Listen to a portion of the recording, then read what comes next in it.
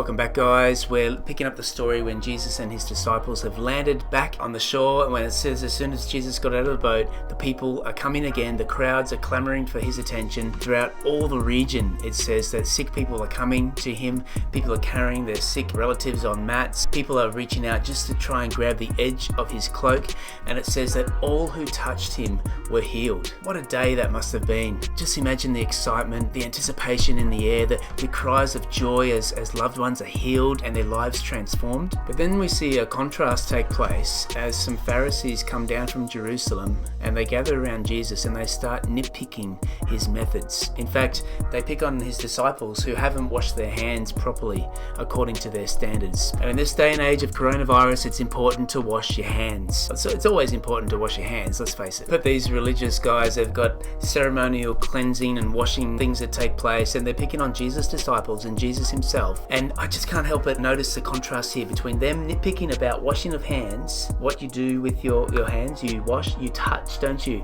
And the people in the previous story who are so hungry for Jesus' healing that they reach out and touch him. And Jesus lets them have it. He just goes at them. He's like quoting Isaiah, Old Testament prophets. He's like coming at them. You guys are so far from God. You've got no idea what the heart of God really responds to. It's not about washing in a particular way. It's about a hungry heart that's going after a touch from God. And Jesus always responds to faith. He responds to hunger and a desperation on the part of people who just need to get close to him.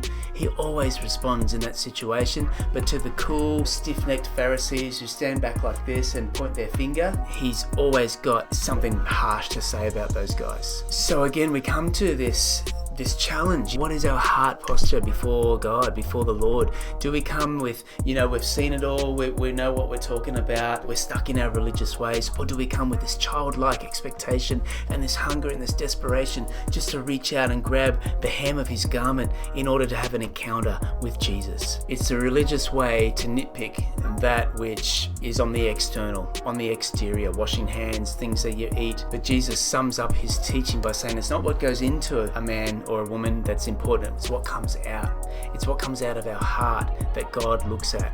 He's looking for the pure of heart. He's looking for those who are hungry for his presence. And if we want to be clean, if we want to be pure in our approach to God, then let's look at our hearts. Let's look at what the seat of our self is producing in our lives, and let's be on about changing that.